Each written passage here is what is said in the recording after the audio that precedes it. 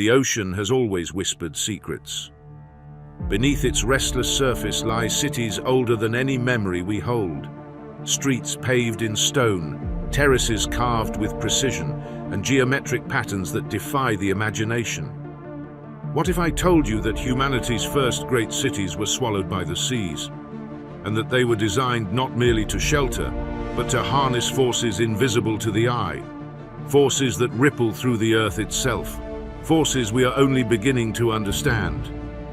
What if we told you here that the oceans guard the blueprint of the world's first energy grid? Yonaguni, Japan; Planetary, Greece; Dwarka, India; Atlit Yam, Israel; Bimini, Cuba. These are not myths. They are real sunken landscapes revealed through sonar, LiDAR, and patient exploration. And yet, they share a haunting consistency. Terraces laid with exacting precision, streets intersecting at right angles, platforms forming hexagonal patterns, circles repeating in ratios that hint at deliberate, intelligent design. Across oceans, across continents, a single question emerges. Could these disparate civilizations have shared knowledge of something far deeper than mere construction? Could they have understood the hidden currents of the Earth, the magnetic flows, the telluric energies, and intentionally positioned their cities to interact with them? Consider Planetary, submerged off the southern coast of Laconia in Greece. Over 5 millennia ago, this city thrived, its streets lined with homes, courtyards, and tombs. Sonar mapping and 3D reconstructions have revealed a level of urban planning that rivals any Bronze Age settlement. But it is not just the alignment of streets that astonishes. The city's layout follows patterns that some researchers suggest could optimize natural currents and local electromagnetic fields. Could this have been intentional? Were the ancients, in their silent wisdom, already attuned to the Earth's unseen forces? Far to the east, beneath the clear waters off the coast of Yonaguni, Japan, terraces emerge from the depths like steps descending into another world. Hexagonal platforms and circular depressions suggest more than erosion or accident. Scientific teams, using LiDAR and sonar mapping between 2022 and 2024, have confirmed precise alignments that correlate with natural geological fractures and electromagnetic variations. Each step, each terrace, seems carefully measured. And if it is deliberate, what knowledge guided these constructions? Knowledge that our modern understanding barely scratches. And yet, the story is not confined to the Mediterranean or the Pacific. Off the coast of Gujarat, India, lies Dwarka, the legendary city described in ancient texts. Sonar mapping reveals streets and temple foundations arranged with astonishing order. Some streets align precisely to cardinal points. Could these alignments have been more than symbolic? Could they have channeled currents, amplified natural forces, or even acted as nodes in a network, a rudimentary planetary-scale energy system lost to time and tides? Even smaller communities may have participated in this forgotten network. Atlit Yam, a Neolithic village submerged off the coast of Israel, demonstrates circular homes and streets, arranged with a geometric regularity that suggests careful planning. Carbon dating places it around 9,000 years ago, long before the rise of empires. Submerged wells, pathways, and stone foundations hint at environmental mastery, a manipulation of water, terrain, and possibly energy. If larger cities acted as nodes, could villages like Atlit Yam have served as supporting hubs, feeding into a grid we are only beginning to perceive? The Atlantic offers its own mysteries. Bimini Road and the Cuban underwater formations present hexagonal and circular patterns, terraces, and aligned structures that some researchers argue are man-made. The debate continues, yet the possibility remains tantalizing. Could the Caribbean islands have been part of a vast system connecting civilizations across oceans? Could the stones themselves, shaped and positioned with care, have amplified currents or electromagnetic fields, creating a network of energy nodes? We see patterns emerging. Not isolated coincidences, but a global architecture hinting at a civilization or network of civilizations that understood forces we are only beginning to measure. Telluric currents, geomagnetic flows, even the vibrations of the planet itself may have been known and harnessed by these lost cultures. And when the Ice Age ended and seas rose swiftly, much of this knowledge sank with the cities. Rising waters may have erased human memory of what had been understood for millennia, leaving us fragments, ruins that speak in geometry, ratios and alignments. As we begin our documentary, consider this. Every stone, every terrace, every submerged street is a whisper from a civilization that vanished not because of weakness, but perhaps because the seas themselves demanded a reset. Could this knowledge have survived in myth, in legend, or in structures we are just now rediscovering? And what might it tell us about our own civilization, about energy, geometry, and the hidden forces of the Earth? In this documentary, we will explore these sites, Yonaguni, Pavlopetri, Dwarka, and more. We will uncover how recent mapping technologies, underwater LiDAR surveys, and electromagnetic experiments are revealing patterns too precise to ignore. We will examine how these ancient cities could have functioned as nodes of a planetary energy system, and we will confront the philosophical weight of civilizations lost to the deep. If this journey into the ocean's hidden archives fascinates you, and if you are compelled to witness the unveiling of humanity's oldest secrets, make sure to subscribe now, because what we discover next will challenge everything you thought you knew about history, energy, and the very nature of civilization. And so the journey begins. Beneath the waves, in the quiet darkness, a blueprint of a forgotten world awaits. The cities of the deep do not speak loudly. They whisper, and we must learn to listen. Around 5 millennia ago, on the southern coast of Laconia in Greece, a city thrived where now only the waves linger. Pavlopetri, its name derived from Peter's stone, was a place of bustling life, commerce and culture long before the first glimmer of classical Greece. Unlike the monumental temples and marble grandeur that would later define the Aegean, Pavlopetri belonged to an earlier age, a Bronze Age community whose sophistication has only recently been recognized. Excavations and underwater mapping have revealed streets, buildings, courtyards, and tombs, forming a cityscape that challenges our assumptions about prehistoric urban planning. The city's inhabitants were neither isolated nor primitive. Archaeological evidence indicates a culture deeply connected to the rhythms of the sea. Pottery fragments, grinding stones, and tools suggest a community that combined agriculture, fishing, and trade. The proximity to the coast allowed Pavlopetri's people to engage in maritime commerce, exchanging goods with nearby settlements along the Peloponnesian coastline and islands in the Aegean.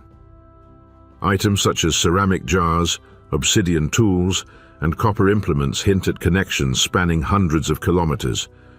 They were adept navigators, reliant on the stars and the shifting patterns of the sea, attuned to the subtle movements of tides and currents, which may have guided not only their travel, but also the placement of their city itself. The social structure of Pavlopetri remains partially obscured by time, but the layout of the city offers clues. Orthogonal streets intersect at precise angles, dividing the city into discrete blocks that contain clusters of homes and communal spaces. Courtyards suggest shared gathering places for domestic, economic, or ceremonial activities. Tombs at the periphery of the settlement reveal reverence for ancestors, and the presence of grave goods indicates ritualized burial practices and a belief system attentive to life beyond the present. Despite its age, Pavlopetri reflects a society organized not only for survival, but for continuity, a civilization conscious of space, structure, and perhaps even the unseen forces that shaped their environment. For decades, Pavlopetri lay hidden beneath a shallow layer of the sea, its story submerged, waiting for modern technology to reveal its secrets. In the early 1960s, divers first glimpsed remnants of walls and columns, but only in recent years, with the application of high-resolution LiDAR and sonar mapping, has the full extent of the city been reconstructed. What emerges is a city that rivals the sophistication of later classical settlements. Streets run at near-perfect right angles. Courtyards align symmetrically with adjacent buildings. Even the tombs, carefully spaced, seem to follow a subtle logic that connects them to the urban grid. The precision suggests planning, not accident, and points to a people with not only practical skills, but also a conceptual understanding of geometry and spatial organization. But it is in the alignment of Pavlopetri to the natural environment that the city's mysteries deepen. Researchers have noted that many streets and public spaces correspond with tidal flows and prevailing currents. Such alignment may have practical roots, facilitating access to the sea, optimizing drainage or reducing erosion, but a deeper possibility emerges when considering the concept of energy harvesting logic. The city sits atop limestone formations and sedimentary structures that influence local electromagnetic and telluric currents. Modern studies in geophysics suggest that certain stone configurations can amplify or direct electromagnetic signals. Could the layout of Pavlopetri, from street to courtyard to tomb, have been positioned to capture subtle natural forces? It is a theory that blends archaeology with geophysics, hinting at an advanced understanding of energy and environment lost for millennia. LiDAR surveys conducted in 2022 to 2024 revealed additional insights. Orthogonal streets and square blocks are punctuated with circular platforms and depressions, features that some researchers propose could function as resonance amplifiers, focusing energy currents across the city. These are not massive megaliths, they are subtle, deliberate features embedded in the urban plan. While definitive proof of energy harvesting functions remains elusive, the precision of Pavlopetri's layout raises a fundamental question. Did its inhabitants understand the forces at play in their environment in ways that go beyond mere survival? Were they early practitioners of a science we have only begun to articulate in the modern era? The material culture of Pavlopetri also aligns with this possibility. Stone jars, querns, and even hearths may have been situated with attention to orientation and spacing, potentially interacting with natural electromagnetic variations. While it is speculative to assert that the Bronze Age Greeks were intentionally harnessing energy, the repeated patterns across multiple structures and across other contemporaneous sites, such as nearby Aegean villages, suggest a common architectural logic. It is a logic that blends utility, ritual, and perhaps an understanding of forces invisible to the naked eye. Beyond architecture and urban planning, Pavlopetri offers a glimpse into the rhythms of its society. The city was occupied for centuries, a testament to its sustainability and the knowledge embedded in its design. Submerged wells and water channels reveal meticulous management of freshwater resources, while the positioning of buildings relative to prevailing winds and sea breezes suggests environmental optimization. In many ways, the city appears as a living organism, attuned to the flows of water, wind, and perhaps even the subtle electromagnetic hum of the earth itself. As we examine Pavlopetri, we confront a larger, haunting question. If the city was planned with such care, what knowledge has been lost to the waves? Rising seas during the final stages of the last ice age swallowed the city, preserving it beneath layers of sediment, but also erasing the living memory of its creators. And yet, through modern technology, the city speaks once more, not in words, but in geometry, alignments, and patterns. It whispers the possibility that humans, long before the classical age, were experimenting with forces we barely understand today. Across the Aegean, additional submerged settlements echo Pavlopetri's design. Recent LiDAR and sonar surveys have uncovered villages with orthogonal streets, aligned courtyards, and repeating ratios in layout. The precision is striking. When viewed collectively, these sites suggest more than isolated experimentation. They hint at a network of settlements that may have shared architectural principles and an understanding of environmental forces, perhaps even contributing to a nascent energy grid long before the rise of empires. As we leave Pavlopetri beneath the waves, one cannot help but feel the weight of its silence. It is a city that asks us to reconsider our assumptions about prehistoric humanity, about what knowledge could exist before written history, and about the hidden relationship between humans and the earth. The stones themselves seem to hum with an echo of forgotten wisdom, a blueprint waiting to be rediscovered. If Pavlopetri reveals anything, it is this: the past is not as distant as it seems. Buried beneath the waves are civilizations that combined practical survival, ritual, geometry, and perhaps even a sophisticated understanding of natural energy flows. These cities are nodes in a story that stretches across continents and millennia, a story we are only beginning to uncover. Pavlopetri has revealed its grid, its tombs, its streets, and its secrets. But beyond the Aegean, other cities lie in wait, each holding fragments of knowledge that may illuminate the first true energy grid of human history. Long before the classical civilizations of Greece and Anatolia rose to prominence, the Aegean Sea and its surrounding coasts were home to communities that mastered both land and water. These settlements, now submerged beneath the waves, tell a story of human ingenuity that predates written history. They were not fleeting camps of fishermen or temporary shelters. They were permanent communities, meticulously planned, strategically positioned, and culturally vibrant. Their very submersion has preserved their memory in a way that terrestrial ruins cannot, offering glimpses of architecture, social organization, and perhaps most intriguingly, an understanding of the forces of nature that guided their construction. Recent discoveries have reshaped our understanding of the region. Between 2022 and 2024, advanced LiDAR and sonar mapping revealed a network of submerged settlements along the Aegean coast of Turkey and the islands surrounding it. These sites, some dating back more than 7,000 years, exhibit remarkable geometric precision. Streets intersect at right angles, circular platforms punctuate squares, and repeating ratios echo those found in Pavlopetri. But these are not mere coincidences. The uniformity and consistency of the layouts suggest knowledge of surveying, planning, and perhaps even an early science of environmental interaction that was far more sophisticated than previously imagined. Consider the settlement near the Gulf of Edremit, where sonar data has revealed rectangular building foundations aligned with extraordinary precision. Researchers have noted that the long axes of these structures often correspond to prevailing wind directions and tidal patterns. Such alignments would have practical benefits, improving ventilation, optimizing sunlight exposure, and facilitating the management of rainwater. Yet the possibility that these orientations also interacted with local electromagnetic or telluric currents cannot be dismissed.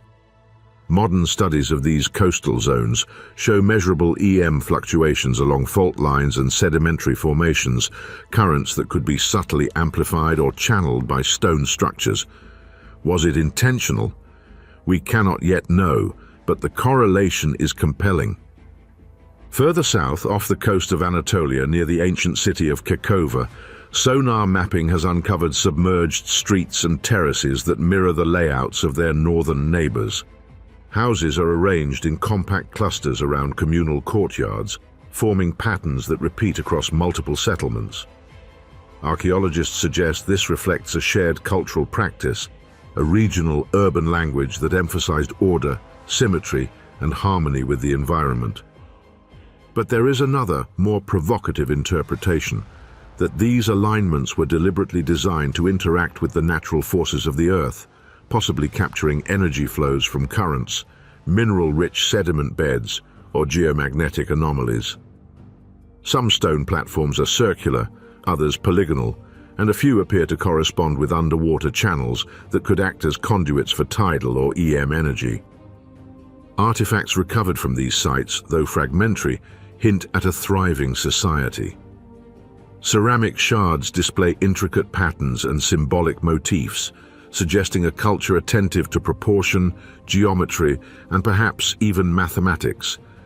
Tools crafted from obsidian and bronze reveal trade networks stretching across the Aegean and into the Balkans.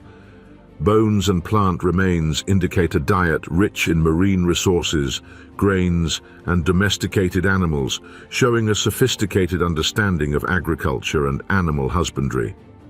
These communities were not isolated, they were connected culturally and economically, forming a network of settlements that may have shared knowledge, practices, and possibly even principles of environmental interaction now lost to history. The scientific exploration of these submerged settlements has introduced new dimensions to our understanding. High-resolution LiDAR and sonar imaging allow researchers to reconstruct entire street grids in 3 dimensions, revealing patterns invisible to divers navigating by sight alone. Satellite-assisted bathymetric mapping confirms that many settlements were built along natural terraces, ridges, and channels that would have guided water flow and sediment deposition. Some of these terraces exhibit unexpected regularity, with hexagonal and circular features remarkably consistent across sites hundreds of kilometers apart. Experimental geophysicists have demonstrated that such formations can subtly influence local electromagnetic fields, creating areas of resonance that could be harnessed for practical purposes, ritual or both. In some settlements, the placement of stone platforms suggests intentional interaction with tidal forces. Natural currents combined with stone arrangements could amplify mechanical vibrations or electromagnetic signals. While there is no direct evidence that these ancient peoples constructed devices akin to modern energy harvesters, the possibility that their architecture exploited environmental energy in ways now lost to us is tantalizing. Could these platforms have acted as nodes in a proto-energy grid designed to harmonize with the planet's subtle forces? The idea may sound extraordinary, yet the consistency of geometric layouts across multiple submerged sites lends it credibility that demands consideration. The cultural significance of these settlements cannot be overstated. They reflect a worldview in which humans were not merely inhabitants of the landscape, but active participants in its rhythms. Religious or ceremonial spaces were often oriented to natural phenomena, solstices, tides, and the alignment of prominent geological features. Courtyards and plazas may have served as communal hubs, but their geometric placement also suggests an awareness of how space itself could influence human activity, perhaps extending even to unseen energy currents. This worldview, encoded in stone and water, reveals a sophistication that predates classical Greek science by millennia. As the waves continue to lap over these ancient ruins, they guard secrets that challenge our understanding of human capability. The Aegean and Anatolian settlements show that the pursuit of knowledge, the mastery of environment, and perhaps even the early manipulation of energy were central to prehistoric life. They hint at a civilization or a series of interconnected communities that understood the subtle forces of the earth in ways that we are only beginning to rediscover. The question grows ever more compelling. If these settlements shared geometric and environmental principles, might they have been part of a broader network, a system of energy nodes extending across the Aegean, the Mediterranean, and perhaps beyond?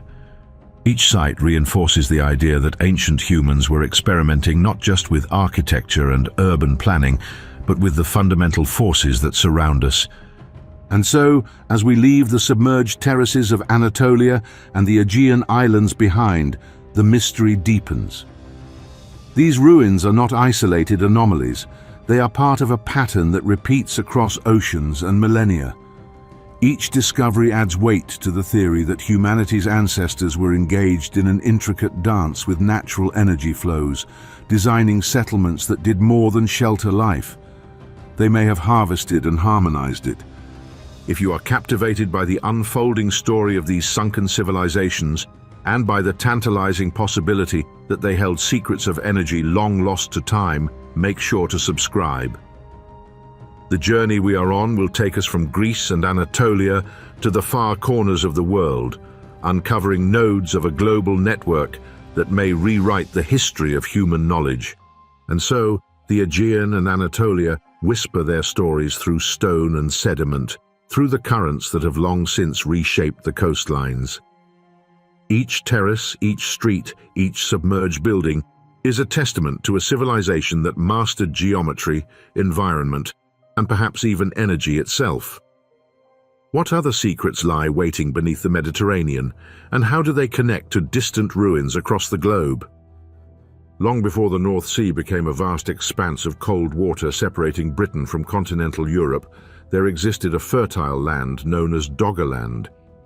Stretching across what is now the southern North Sea, this land connected modern-day Britain to Denmark, Germany, and the Netherlands. Around 18,000 to 6,500 years ago, during the late Mesolithic period, Doggerland was not a submerged wasteland, but a thriving landscape of forests, rivers, marshes, and human habitation. Its hills were dotted with settlements, and its waters teemed with fish, seals, and migratory birds, providing sustenance for a people whose ingenuity rivaled the most advanced communities of their time. Doggerland was discovered not in the traditional manner of archaeological digs, but rather through the careful observation of a changing sea. In the late 19th and early 20th centuries, fishermen and dredgers in the southern North Sea began retrieving prehistoric bones, flint tools, and remnants of settlements from the seabed. These finds, initially dismissed as curiosities, gradually drew scientific attention. It was not until the 1990s and 2000s, with the advent of seismic surveys, core sampling, and high-resolution bathymetry, that Doggerland began to reveal itself as a continuous and coherent prehistoric landscape rather than scattered artifacts. The geography of Doggerland was extraordinary. Rivers meandered across low-lying plains, creating fertile floodplains ideal for Mesolithic agriculture and settlement. Small lakes and marshes offered fresh water, while the extensive coastlines facilitated fishing and trade. Archaeological surveys have uncovered evidence of settlements clustered around rivers and estuaries, with flint tools, bone harpoons, and fishing implements providing insight into daily life. These communities hunted red deer and aurochs, gathered wild grains, and fished the rich waters of the North Sea. Yet Doggerland was not just a land of sustenance. It was a carefully navigated environment, its inhabitants attuned to the cycles of flooding, tides, and seasonal migrations, an attunement that hints at an early understanding of natural forces. The submersion of Doggerland was gradual but catastrophic, driven primarily by rising sea levels following the melting of the last ice age. Around 6,500 years ago, a combination of glacial meltwater and tectonic activity led to dramatic flooding. The Storegga Slide, a massive underwater landslide off the coast of Norway around 6,200 BCE, triggered a tsunami that devastated coastal communities across the North Sea.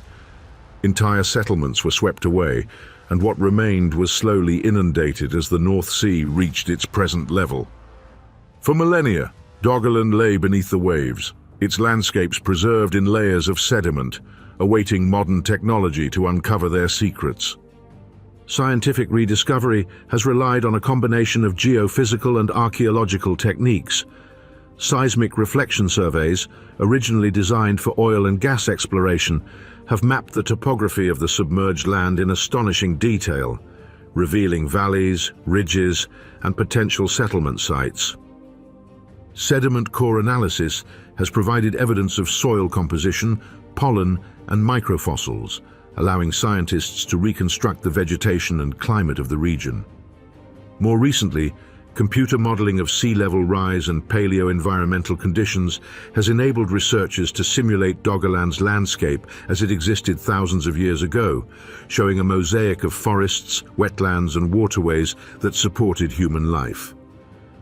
Archaeological evidence points to a complex network of human settlements, strategically located along rivers and estuaries to maximize access to resources. Flint tools indicate both hunting and woodworking activities, while bone harpoons and fish hooks demonstrate advanced fishing technology.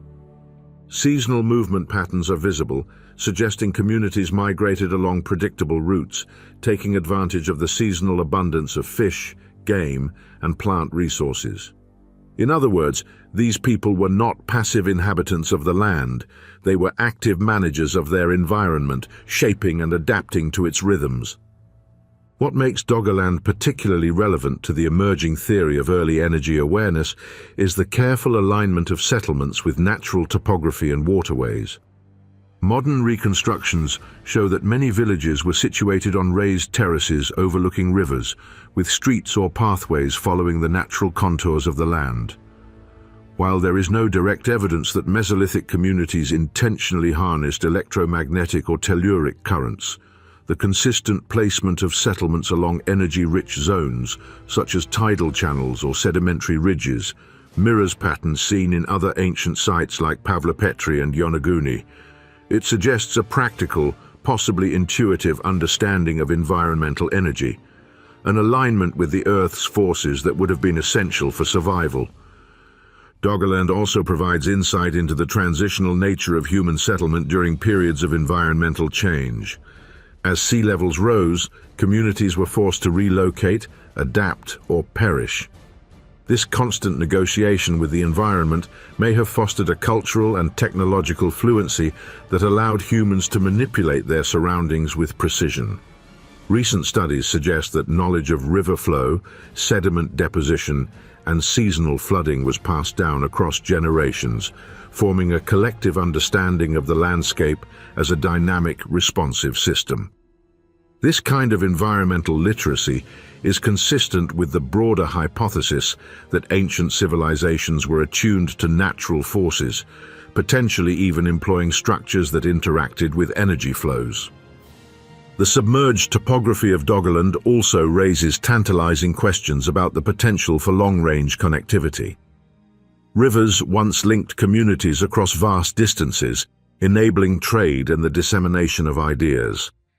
Could this network of settlements have facilitated a form of knowledge exchange analogous to the energy grid concept we have explored in Pavlopetri and Aegean sites?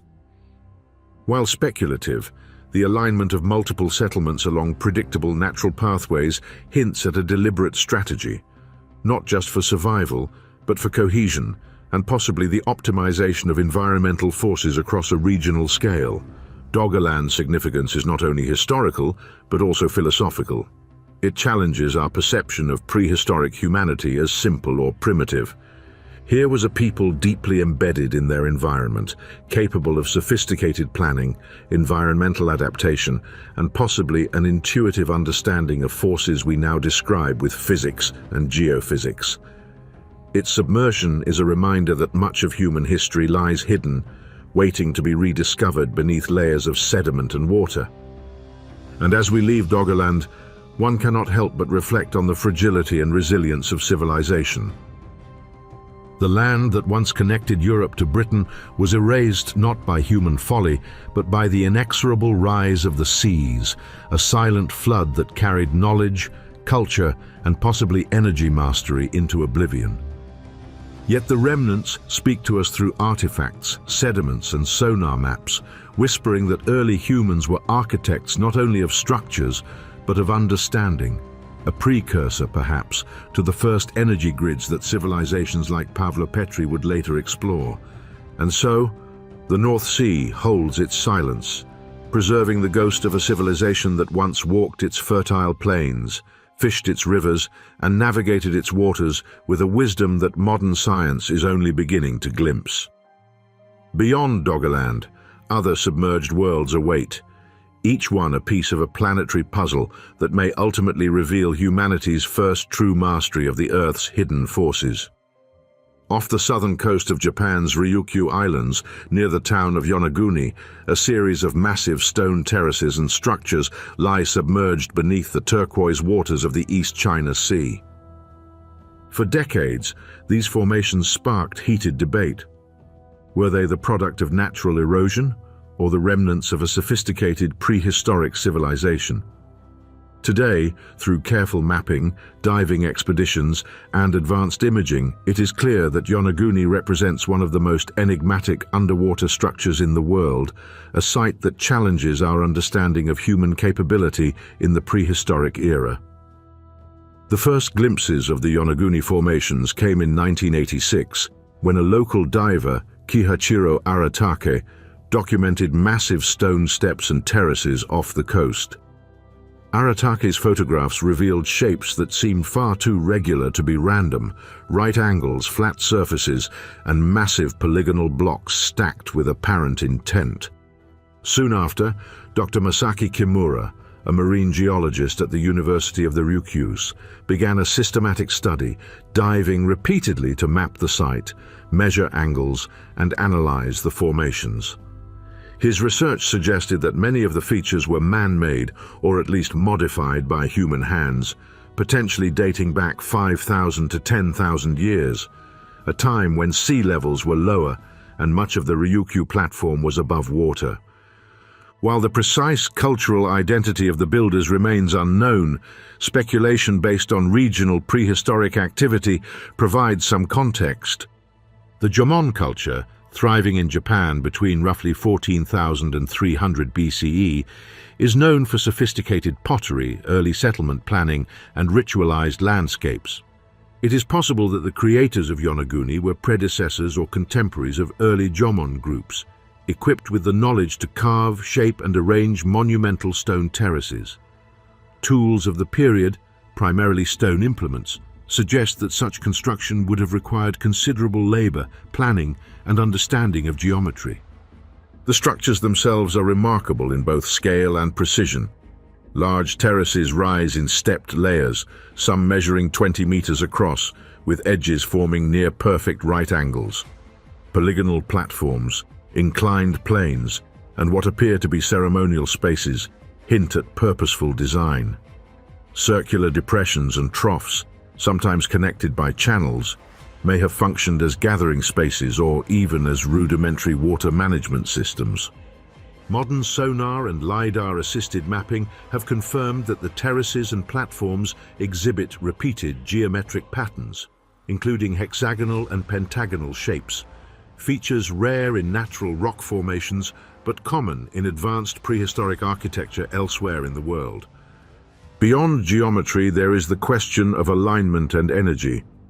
Yonaguni lies along prominent fault lines and sedimentary formations that subtly influence local electromagnetic fields. Kimura's team and other geophysicists have suggested that the stone terraces, if intentionally aligned, could have interacted with natural telluric currents. Certain large blocks could amplify vibrations from tidal flows or serve as focal points for geomagnetic activity. While this remains theoretical, it aligns with the patterns observed in other submerged sites like Planetary and the Aegean settlements, suggesting a broader, possibly global tradition of situating monumental structures in harmony with the Earth's invisible forces. The site also reveals features that indicate cultural sophistication beyond architecture. Large, flat terraces could have served ceremonial or communal purposes, while channels and depressions may have been used for ritualistic water flow. The precision of construction, especially given the technological limitations of the period, implies not only technical skill, but also an advanced understanding of geometry, load distribution, and environmental interaction. It is plausible that the builders had a conceptual grasp of forces beyond the immediately visible, an intuitive understanding of energy, resonance, and spatial harmony. Scientific analysis has further revealed intriguing correlations with tidal patterns. Some researchers note that terraces and channels align with the direction of prevailing currents, potentially facilitating water movement or amplifying natural vibrations. Experiments in acoustic resonance underwater demonstrate that stone arrangements like Yonaguni's can focus and amplify sound or vibrational energy in specific ways. Could these ancient builders have understood, through careful observation and trial, how to position their terraces to resonate with the natural flows of the sea and the earth? While we lack definitive proof, the consistent geometric patterns and careful orientation invite the possibility. Recent underwater LiDAR scans between 2022 and 2024 have added new clarity. Detailed 3D reconstructions show terraces stacked with astonishing precision, with blocks cut flat and edges aligned to within a few centimeters over spans of tens of meters. These findings reinforce the hypothesis of deliberate human modification, and they open further questions. If the terraces were designed to optimize energy flows, what knowledge guided their construction? Could these structures have served a dual purpose, both as monumental architecture and as nodes in an ancient system interacting with natural currents and vibrations? The implications are profound. Yonaguni, Pavlopetri, Doggerland. Each site demonstrates that prehistoric humans were far more attuned to their environment than we have often acknowledged. They built structures that respected and potentially harnessed the invisible forces around them. The terraces at Yonaguni are not isolated curiosities. They are part of a growing pattern suggesting that the first civilizations may have developed a rudimentary form of energy manipulation long before the advent of metallurgy or classical engineering. Yet, the story of Yonaguni is incomplete. Rising sea levels eventually submerged the terraces, erasing the living memory of their creators and leaving only the stone traces below. The exact function, symbolism, and purpose of these terraces may remain forever elusive, but the evidence challenges us to reconsider the capabilities of ancient humans. It forces a re-evaluation of how early civilizations interacted with both their physical and energetic environments. As we prepare to leave Yonaguni, one question lingers. If the waters off Japan hold such a monumental and precisely arranged city, what might lie submerged elsewhere in the Pacific, waiting to reveal a global network of early energy-harvesting civilizations? The terraces speak quietly but insistently, hinting at knowledge lost, yet encoded in stone. If you are enthralled by the possibility that prehistoric humans may have harnessed forces now only understood by modern physics, make sure to subscribe. The next leg of our journey will take us deeper into the oceans and across continents, uncovering civilizations that not only survived the rising seas, but may have laid the foundations for the first energy grids in human history. Yonaguni's terraces, channels, and geometric platforms are silent witnesses to a civilization that understood space, resonance, and environmental harmony. They remind us that the oceans conceal not only the past, but also the seeds of knowledge that may forever change how we view the capabilities of humanity's earliest architects. What other secrets lie hidden in the deep, and how might they connect to Pavlopetri, Doggerland, and other sunken cities? Beneath the waters of India's western coast, off the Gulf of Kambat, lie the remains of a city long believed to exist only in myth, Dwarka. For centuries, its story survived primarily through India's ancient epics, describing a thriving maritime kingdom ruled by a legendary figure. Yet when marine archaeologists began systematic surveys in the late 20th century, the sea floor revealed ruins that were far older, far more complex, and far more enigmatic than anyone anticipated. What once existed as a mythic reference became a puzzle at the intersection of archaeology, geology, and deep human antiquity. Modern discovery began in the early 2000s when the National Institute of Ocean Technology deployed side-scan sonar and sub-bottom profiling equipment along the Gulf of Kambat's silty seabed. The Gulf is a difficult environment, strong currents, near-zero visibility, and a constantly shifting floor. But despite these challenges, sonar returned unmistakable signatures: rectilinear structures, canal-like depressions, and what appeared to be plinths arranged in repeating intervals.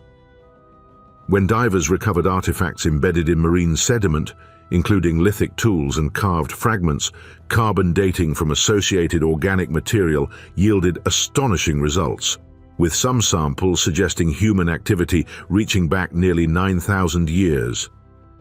Dwarka, as described in ancient Indian texts, was said to be a fortified coastal city with harbors, causeways, and a complex internal layout.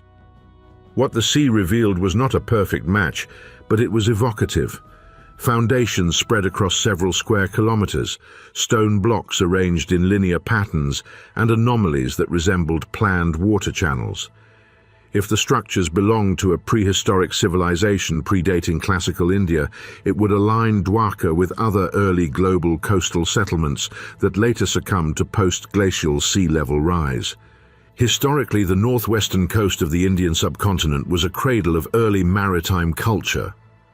Between 7000 and 3000 BCE, settlements along this coastline, including sites like Lothal, long considered one of the world's earliest planned port cities, reveal an advanced understanding of tidal mechanics, dock engineering, and urban layout. Dwarka's submerged remains suggest that this tradition of coastal planning began far earlier than documented history records. At the time these structures would have stood above sea level, the region was part of a thriving cultural landscape rich in early agriculture, long-distance trade routes, and sophisticated symbolic art. Evidence from nearby terrestrial sites shows organized settlements, standardized weights, and meticulous architectural proportions. These features echo some of the traits observed at Planetary and even the stone terrace arrangements at Yonaguni: deliberate geometry, proportional harmony, and consistent ratios in construction. Dwarka's underwater structures, however, possess their own distinguishing characteristics. Unlike the broad terraces of Yonaguni or the orthogonal city grid of Planetary, Dwarka's submerged ruins include long linear alignments stretching across the seabed, sometimes intersecting at oblique rather than right angles. Marine geologists analyzing these lines note that many of them correlate with paleo river channels that once crossed the region before rising seas engulfed the area. Some structures appear positioned alongside what would have been the ancient course of rivers, now drowned beneath the Gulf. This suggests not only engineering skill, but also a cultural logic rooted in water management and navigation. River confluences and estuaries can concentrate natural electromagnetic fields due to mineral flow, soil conductivity, and tidal agitation. Though speculative, some researchers have considered whether ancient populations recognized such subtle environmental signatures and built in harmony with them, not unlike observations made at other global submerged sites. The city's layout, as revealed by sonar mapping between 2017 and 2023, shows clusters of rectangular platforms connected by slightly curved alignments, an architectural style distinct from both Planetary and Doggerland, yet still demonstrating intentionality. One cluster, approximately 40 meters in length, contains a grid-like arrangement of evenly spaced blocks that appear to form a repeating pattern. Though the Gulf's turbulent currents constantly reshape its sediments, repeated surveys show these formations maintain their spacing, suggesting they are anchored to bedrock beneath layers of silt. Similarities in proportional spacing between blocks, often falling into odd-numbered ratios, such as 3:5 or 5:7, mirror design tendencies also seen in early Indian architecture thousands of years later. From an energy perspective, Dwarka presents a compelling case. The Gulf of Khambhat experiences some of the strongest tidal currents in the Indian Ocean, with rapid rises and falls creating intense water movement twice each day.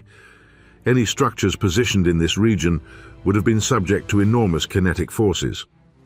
Modern marine engineers have studied the Gulf extensively due to its potential for tidal power generation.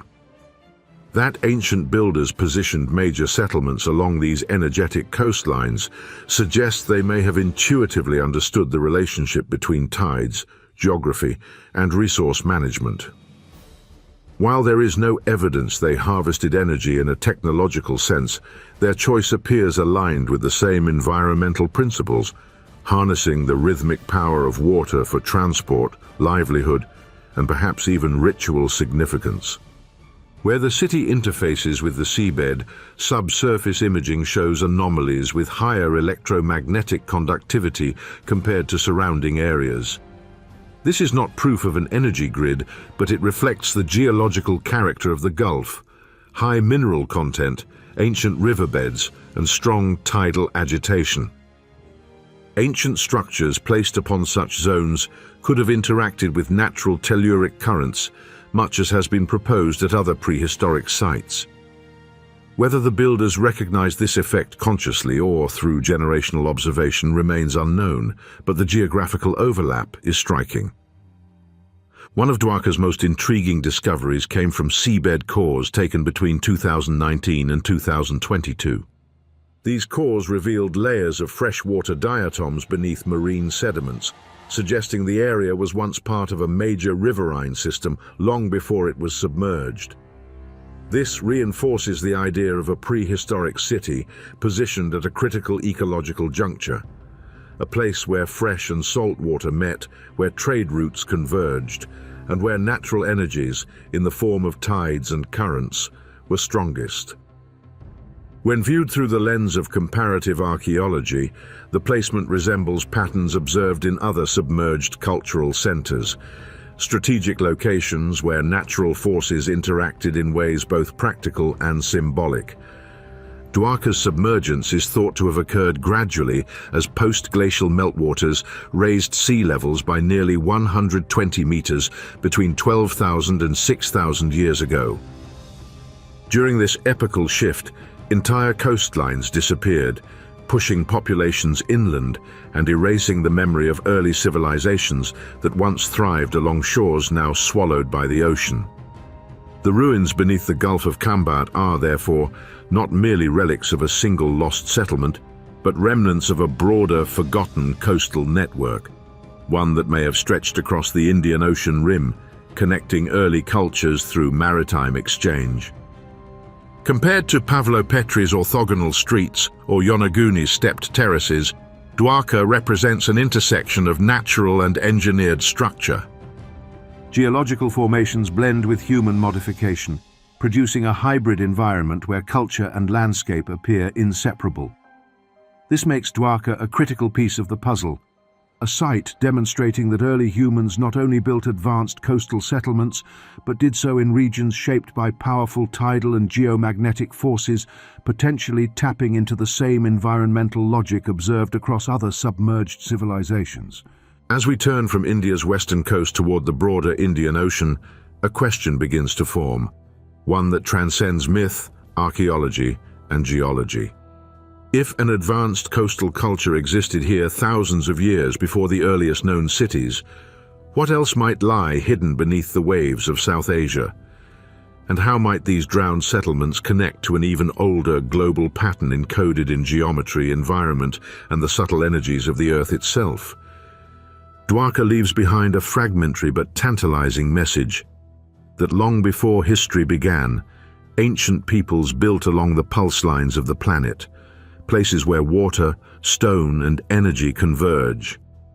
And the deeper we look, the more these patterns seem to align, forming echoes of a civilization far older and more interconnected than we ever imagined. For thousands of years, the heart of northern Europe was not divided by the cold water of the North Sea.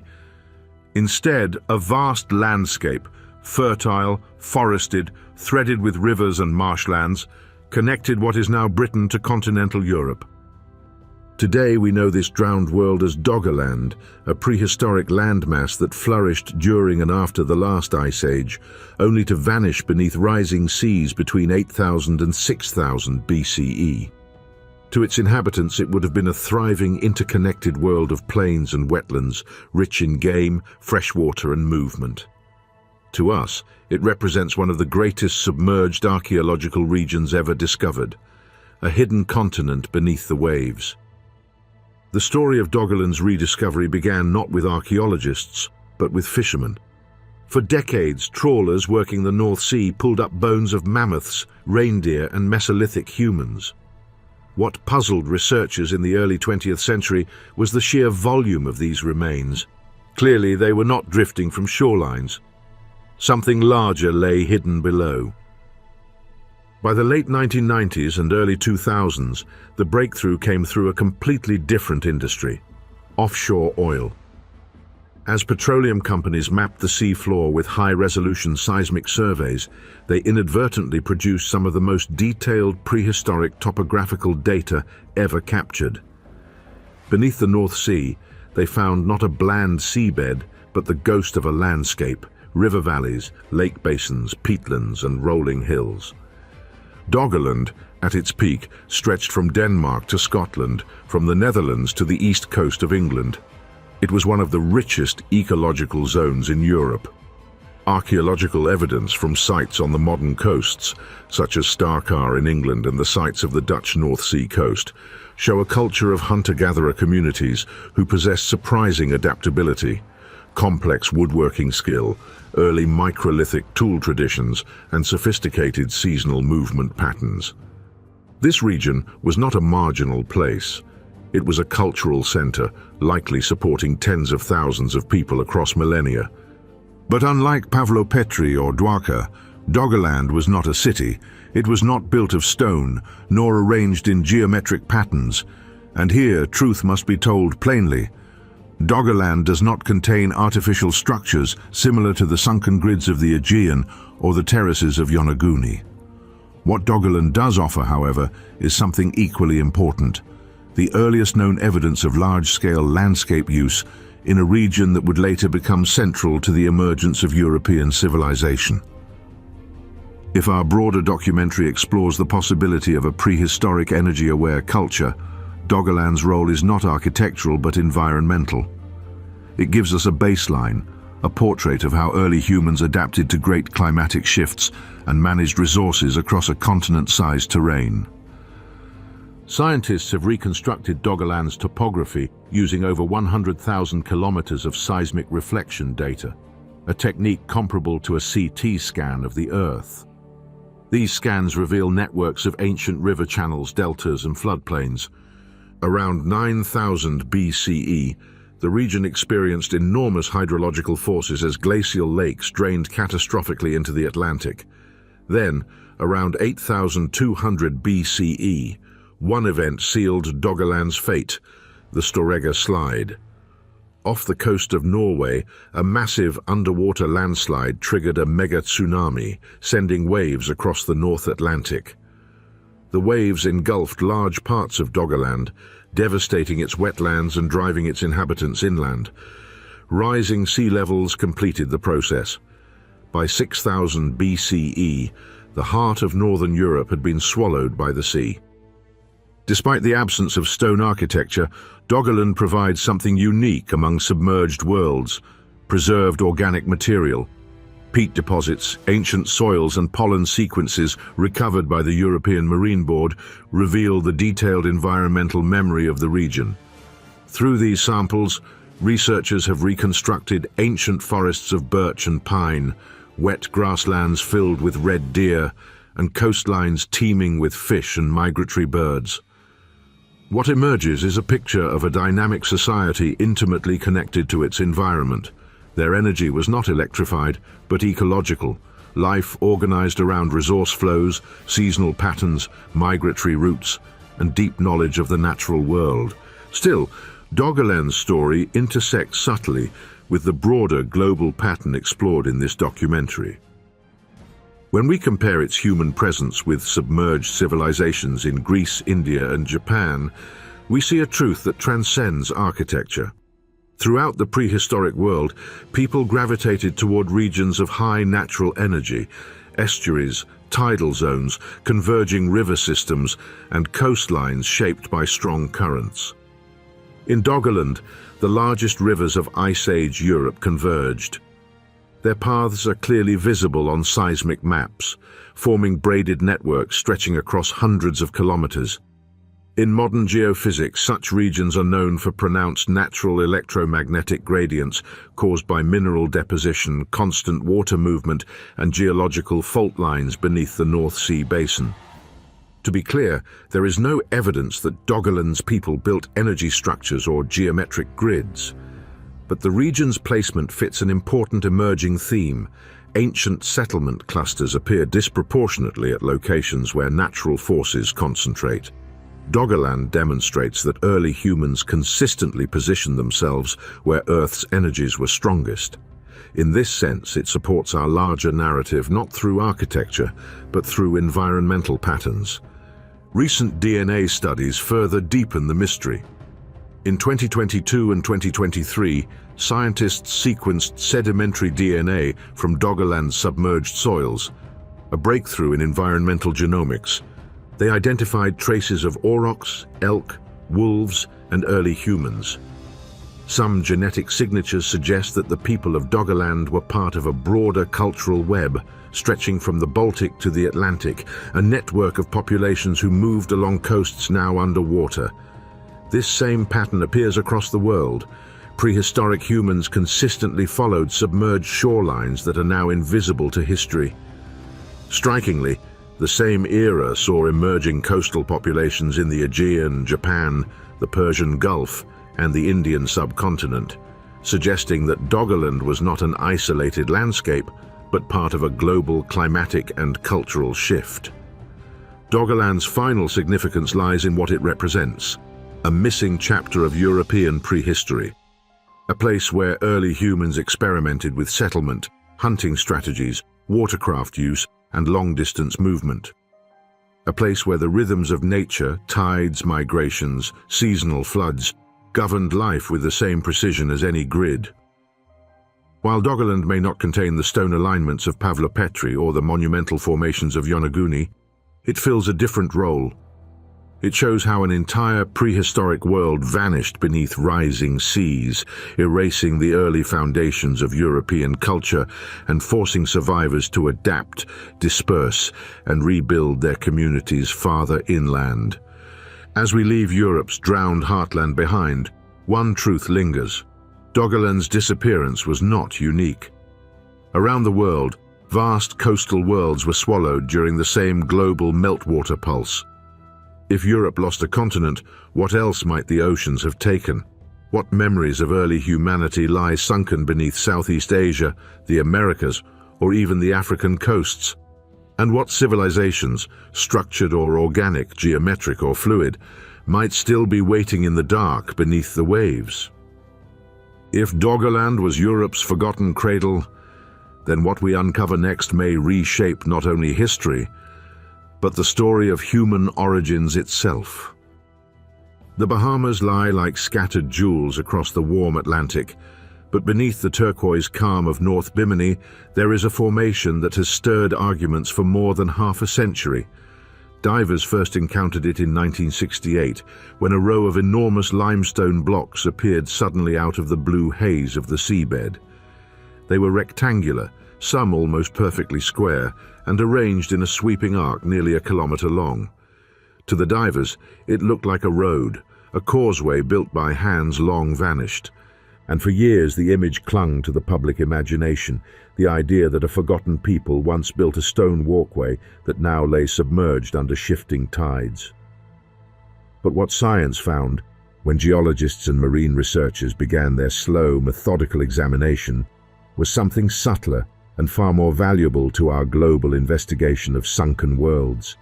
The first step was understanding the stone itself. Researchers from the University of Miami and the University of Colorado sampled the material and found that these blocks were not cut stone at all, but beach rock, a natural limestone formed when carbonate sands cement together in tropical shallows. This process can happen relatively quickly, binding sand grains into rock layers that later crack along joints and bedding planes. Under pressure, heat, and the mechanical stress of tides, these layers fracture into large geometric slabs. Nature, given enough time, creates its own illusions of architecture. The radiocarbon dates taken from shells and organic flecks trapped in the cement showed a range between roughly 3,500 and 2,000 years before present, far younger than the era of rising seas and early human coastal migrations. And the curved sweep of the formation aligned not with any known human settlement, but with an ancient shoreline, the shape of a beach that slowly retreated inland as the Holocene ocean advanced. Yet the mystery did not end with a geological explanation. Divers noted that the stone pathway seemed to sit in 3 distinct layers, as though constructed in a deliberate sequence. But stratigraphy revealed a gentler truth. As waves eroded the upper edges of the beach rock, slabs broke and slid downslope, stacking naturally on the seafloor. What looked like engineering was gravity at work on fractured limestone. Even the strange hexagonal and polygonal shapes found in several blocks, shapes so often associated with megalithic sites, could be traced to thermal expansion, tectonic stresses, and the tendency of carbonate rock to break along patterns dictated by its crystal structure. It was all natural, but it looked engineered, uncannily so, and that is precisely why Bimini matters in our larger investigation. Because the ocean does more than bury history, it creates mirages of it. Across the world, from Yonaguni in Japan to basalt columns in Ireland, to the pavement-like layers off Malta, geology mimics architecture with unsettling accuracy. Bimini stands as a warning to any researcher searching the drowned coasts of the world. Appearances deceive. Underwater archaeology must interrogate every angle, every layer, every mineral composition before declaring human hands at work. And yet, in this careful skepticism, Bimini becomes a surprisingly powerful ally. For the more precisely we understand how nature shapes stone into geometric illusions, the more confidently we can identify the sites that were not illusions at all.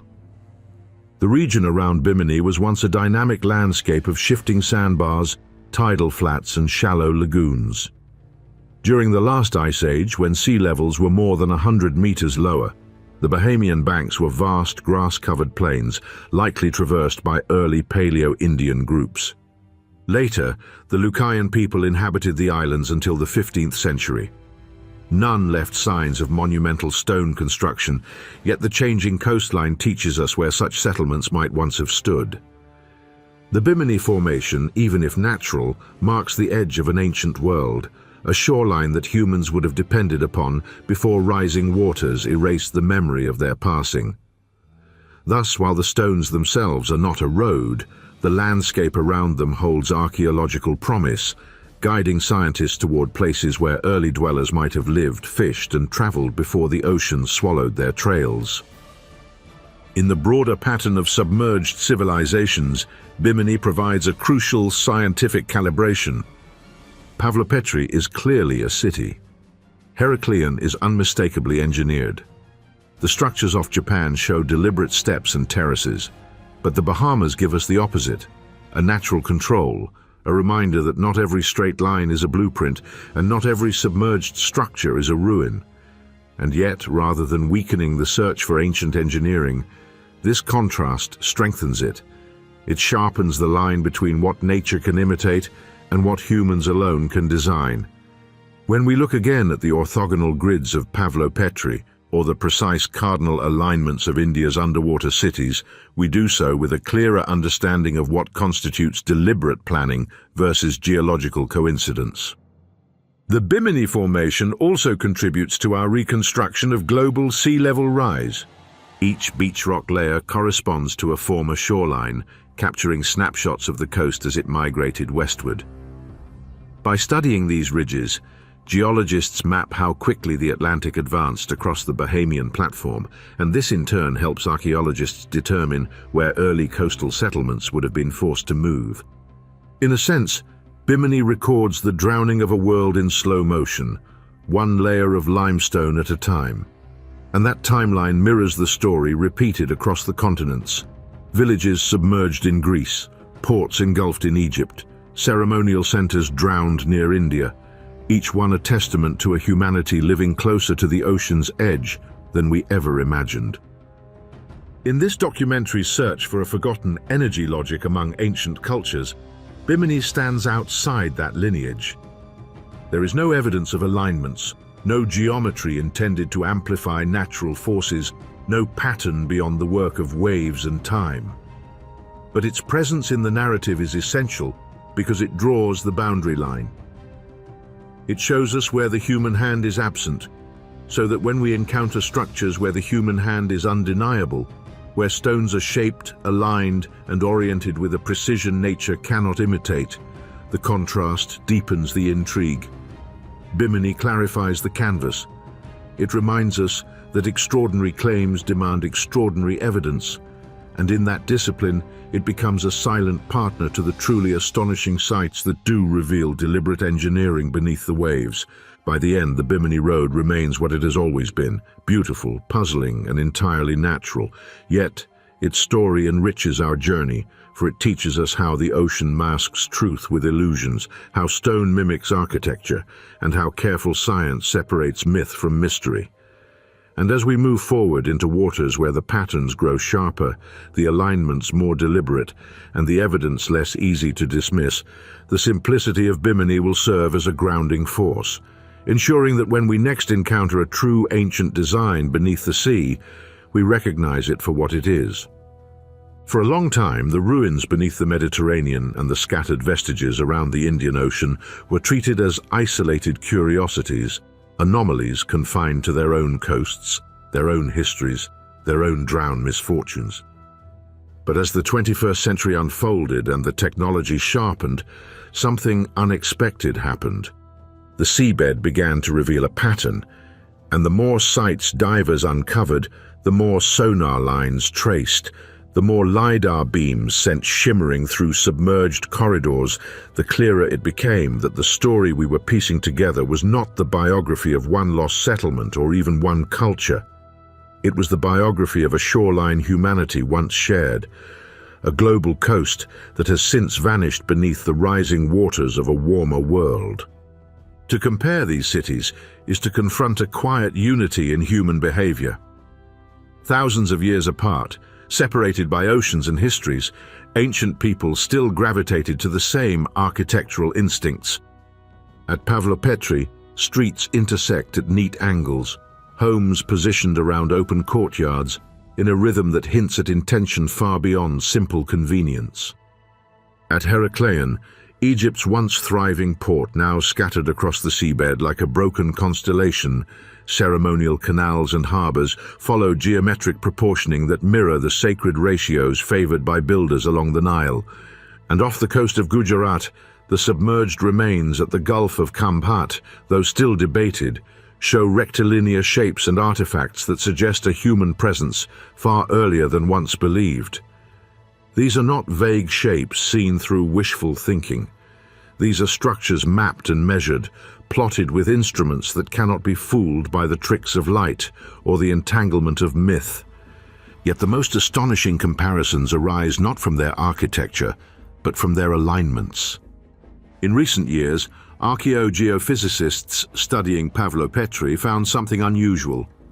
Several walls and passageways subtly converged toward the prevailing direction of winter moonrise, a phenomenon mirrored in certain Bronze Age sites on land. Meanwhile, the ancient causeways of Herakleion appear angled to accommodate the natural tidal flow entering the city's sacred basin, suggesting an understanding, or at least a recognition, of the currents that shape their daily lives. And at other sites, like the submerged temples at Mahabalipuram on India's southeastern shore, archaeologists uncovered foundations aligned toward Meenakshi tide points, a pattern replicated both above and below the sea. None of these alignments represent energy engineering in the modern sense, yet each suggests something more sophisticated than arbitrary placement. They imply an ancient logic of harmony between structure and environment, a logic we are only beginning to decode. It is here that the global comparison shifts from architecture into something stranger. When scientists began overlaying mapping data from these submerged settlements, Greece, Egypt, India, Japan, even the shores of Lake Titicaca, they detected repeating angles, recurrent distances, and ratios appearing again and again. Not perfectly, not like carbon copies, but enough to raise eyebrows in research labs from Zurich to Osaka. Squares divided by their diagonals, circles carved into the earth with radii repeating the same fractional relationships, lines pointing not north but slightly east of true north, flirting with magnetic declination during the epoch in which these cities were thriving. And when paleomagnetic records were aligned with archaeological timelines, the match was unsettlingly precise. It suggested that early civilizations may have been more attuned to the Earth's shifting magnetic field than modern historians have ever acknowledged. The evidence became harder to ignore when geophysicists tested standing stones at certain offshore sites where the foundations remained upright. At locations off Malta and Sardinia, for instance, limestone pillars showed measurable amplification of natural electromagnetic signals, not artificially generated energy, but Earth's own frequencies passing through stone that happened to resonate with them. It was a discovery that echoed experiments conducted at Carnac in France and Callanish in Scotland, where ancient stones amplifying low-frequency Earth pulses puzzled researchers for decades. No one claims these structures were energy grids in the modern sense, but the possibility remains that their builders recognized natural hotspots, areas where the planet's background hum felt stronger, more vibrant, more alive. And when you compare these sites on a world map, submerged or not, the alignments begin to trace invisible corridors across continents, faint but undeniable outlines of a forgotten understanding. But perhaps the most striking comparison across these submerged places is the timing. Around 12,000 years ago, the world's coastlines shifted dramatically. Glacial meltwater surged into the oceans, raising global sea levels by nearly 120 meters. Whole landscapes vanished, rivers lengthened, deltas collapsed, and every culture that lived near the edge of the world was forced to move. The evidence of this upheaval appears everywhere. Submerged forests off the coast of Wales, half-buried stone circles in the Orkney waters, fishing platforms drowned in the Sea of Japan, and the ghostly fingerprint of an ancient settlement off Cape Tainaron in the Peloponnese.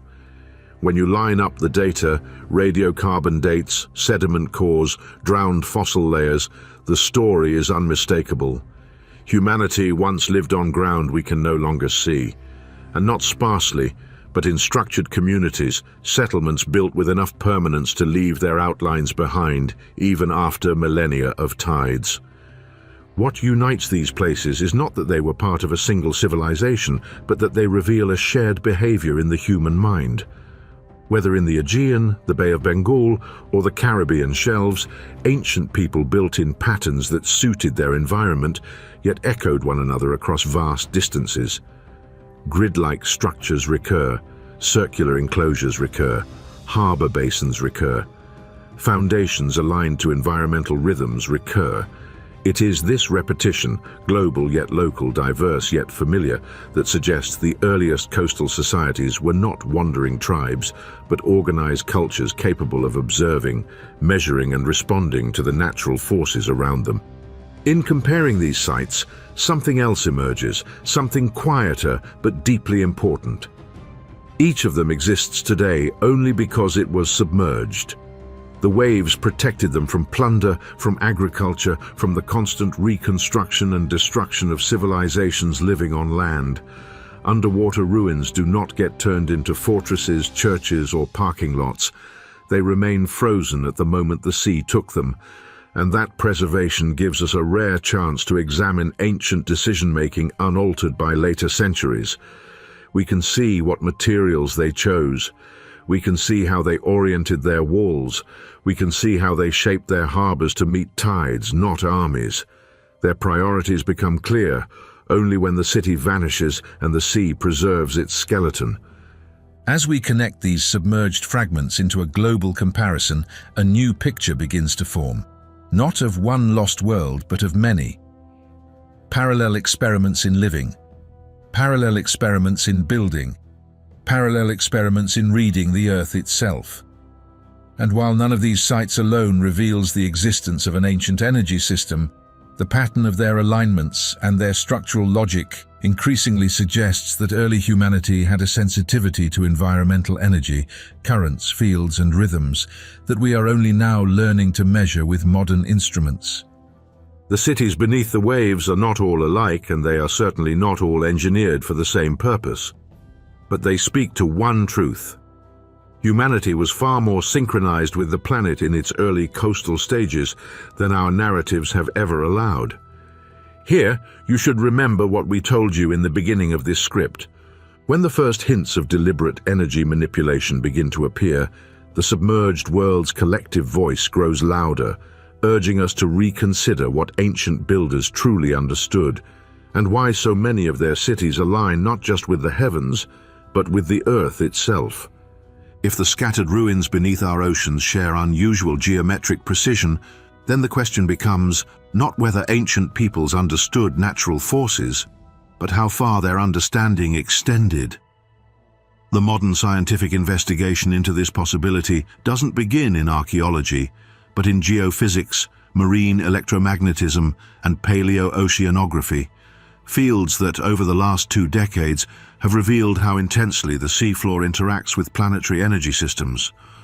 The key scientific principle is this: the Earth constantly produces natural electromagnetic fields, telluric currents, and resonances shaped by seawater conductivity, fault lines, mineral composition, and tidal dynamics. These forces create hotspots, zones where energy accumulates, oscillates, or channels. Modern oceanography has revealed that the Earth produces constant electromagnetic fields, telluric currents, and resonances shaped by seawater conductivity, fault lines, mineral composition, and tidal dynamics. These forces create hotspots, zones where energy naturally accumulates, oscillates, or channels, and strikingly, many submerged settlements sit precisely within these zones.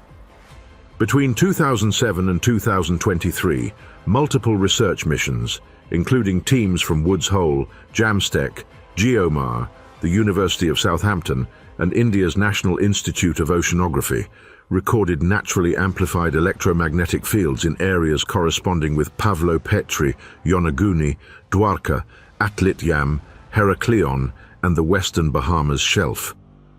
The correlation is not coincidental, though it has only been recognized with the precision of modern instruments. Beneath the restless surface of the world's oceans, the interaction between water, stone, and energy unfolds as a quiet symphony, one that humans have only recently begun to perceive. The concept is elegantly simple in principle, yet astonishing in its implications. When salt water, a naturally conductive medium, flows across the Earth's magnetic field, it generates an electromagnetic signal, a subtle current known as motional induction. This current is not uniform.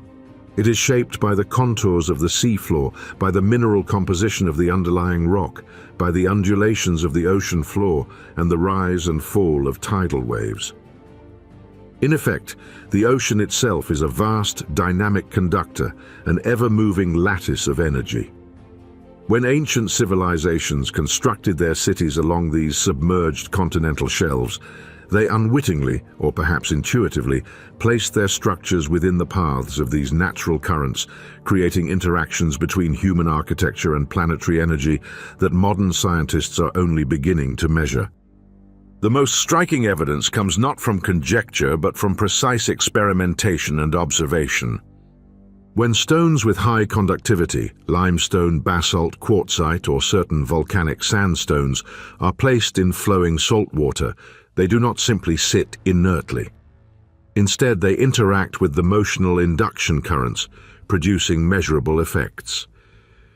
Orthogonal arrangements of stone, terraced platforms, and circular layouts all generate phenomena that can be quantified. Nodal points emerge where energy naturally accumulates. Small amplifications of the ambient electromagnetic field are observed, and standing wave resonance patterns form along aligned blocks. In laboratory simulations conducted between 2018 and 2022 by the National Institute of Oceanography in India, the Japan Agency for Marine Earth Science and Technology, and the Marine Geology Group at the University of Haifa, scaled replicas of Planetary streets, Yonaguni's terraces, and Atlit Yam's circular megaliths were subjected to controlled water flow over saline mediums. Magnetometers, dielectric probes, and hydroacoustic sensors revealed consistent EM amplifications ranging from 7 to 30%, with resonance peaks correlating to specific geometrical arrangements of stone. Even small increases in field strength, scientists note, are sufficient to influence waterborne ions, sediment patterns, and localized mineral alignment, subtly modifying the environment in ways that could be practically or ritually significant. This phenomenon is not isolated. Planetary, submerged off the southern coast of Laconia, is constructed from local limestone, whose high electrical conductivity in seawater is unusually effective in interacting with low-frequency EM currents. Its streets and courtyards, precisely orthogonal, are aligned not just for efficiency of movement or urban planning, but potentially to follow the paths of natural tidal flows. The geometry of the city itself, its parallel streets, open courtyards, and aligned hearths, may have acted as a passive conduit for energy, directing and concentrating currents in predictable ways. Similarly, at Heraklion, the red granite blocks of the temples, quarried in Aswan and transported over hundreds of kilometers, possess a significant quartz content. Quartz, known for its piezoelectric properties, produces electrical charges when mechanically stressed. As currents and tides move against these stones, microcurrents are induced within the blocks, creating measurable electromagnetic oscillations. Fluxgate sensors deployed by modern archaeologists detect these micro-variations, suggesting that the stones themselves were functioning as a primitive form of environmental amplifier, converting the energy of moving water into subtle electromagnetic signals. Further evidence arises from Yonaguni, the submerged terraces and step pyramids off Japan. These formations, carved into layered sandstone and mudstone along natural fracture lines, exhibit alignments that closely follow the paths of underwater electromagnetic anomalies.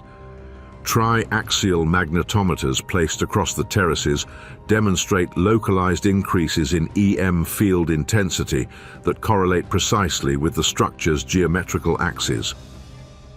Terraces appear to concentrate and direct currents, step platforms create oscillatory patterns reminiscent of waveguides, and aligned monolithic blocks form nodal points where the current is enhanced. It is as though the monument itself has been sculpted not solely to withstand the pressures of water, but to interact with invisible currents that pulse through the seafloor. This interplay of structure and energy is mirrored elsewhere, from Atlit Yam's circular megalithic arrangement surrounding freshwater upwellings to the granite temples of Mahabalipuram, carved from quartz feldspar monoliths resting on tidal flats. In each case, the physical properties of the stone appear to have been carefully selected, their placement and geometry exploiting interactions with the surrounding natural environment. Modern experimental work continues to reveal the subtleties of this phenomenon. Using advanced simulation software, finite element modeling, ANSYS fluid dynamics, and HFSS electromagnetic solvers, researchers recreate ancient submerged city layouts in virtual oceans, applying fluid flows and magnetic field simulations. The results are remarkable. Orthogonal street grids, like those of Planetary, stabilize fluid motion over the model and create linear zones where EM currents are consistently higher. Circular formations, as at Atlit Yam, focus energy toward the center of the circle, creating a measurable node where resonance is maximized. Terraced steps, layered in the same way as Yonaguni, form wavelength staircases that guide electromagnetic oscillations along predictable paths. Even slight variations in stone composition, granite versus limestone, quartz-rich versus basaltic, produce measurable differences in resonance and amplification, suggesting that ancient builders were sensitive to the material properties of the stones they selected. Laboratory aquaria and saline test tanks reproduce these effects, confirming that the interaction between stone and moving water is not theoretical, but experimentally verifiable. What is striking about these findings is the consistent selection of stone types across disparate cultures and continents. Despite the availability of other materials, builders repeatedly chose stones with high conductivity or piezoelectric properties. Pavlopetri's limestone, Heraklion's granite, Yonaguni's layered sandstone, Atlit Yam's megaliths, and Mahabalipuram's quartz feldspar granite are not only durable, but uniquely suited to interact with environmental electromagnetic energy. This suggests that early civilizations observed the effects empirically, noting which materials produced measurable responses and incorporating that knowledge into their construction. It points to a form of proto-science, an understanding of the physical world encoded in architecture and urban planning, one that predates written records and survives only in the resonance of stone beneath the waves. Moreover, the interaction of stone and water in these submerged sites may have served functional purposes. While not generating electricity in the modern sense, these structures could amplify ambient electromagnetic signals, stabilize tidal oscillations, influence local sedimentation patterns, or even serve as a method of navigation or signaling.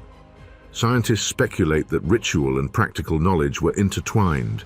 The amplification of natural forces may have been observed, measured in subtle ways, and harnessed for both communal and ceremonial purposes. Laboratory models support the plausibility of these functions, demonstrating how specific layouts can concentrate energy at predictable points, produce standing wave resonances, and redirect currents across a controlled grid. The consistent recurrence of these patterns across oceans and epochs points to a global phenomenon, not random coincidence. The implications extend even further. The placement of these stone grids often coincides with paleo fault lines, submerged river mouths, and tidal conduits, suggesting that ancient builders may have had a systemic awareness of the natural energy network beneath the ocean. Each city, terrace, or megalithic arrangement could represent a node in a planetary scale system, interacting with currents, EM fields, and geological structures in ways that are only now being detected. The stones were instruments, the oceans conductors, and the layouts were carefully tuned to enhance the subtle signals produced by the planet itself. In this light, the notion of a prehistoric energy grid, once dismissed as fanciful, gains a new plausibility, a web of interactions between stone, water, and natural currents, spanning continents and seas, creating nodes of energy long before the invention of wires or dynamos. Perhaps most remarkable is the universality of this approach. From the Aegean to Japan, from the Nile Delta to India, the combination of conductive stone, strategic placement, and geometric precision repeats with astonishing consistency. This suggests that ancient civilizations, separated by oceans and millennia, may have independently discovered similar principles, that stone interacts with environmental energy in predictable ways, and that arranging stones with intention can amplify, redirect, and focus this energy. The phenomena are measurable, reproducible, and persistent, documented in laboratory simulations, field studies, and high-resolution underwater surveys. They reveal a hidden layer of ancient intelligence, one that interacts directly with the physical world in ways we are only beginning to understand. The geometric coherence of these cities further strengthens the hypothesis. Across continents, the layouts of these settlements reveal patterns, orientation towards solstices or equinoxes, orthogonal street grids, radial or circular enclosures, and repeated ratios such as 3:4:5 or 1/2. Pavlopetri's streets and courtyards, Dwarka's radial temple layouts, Atlit Yam's stone semicircle, Yonaguni's terraces, Maltese submerged altars, and even deep formations off western Cuba all demonstrate this logic.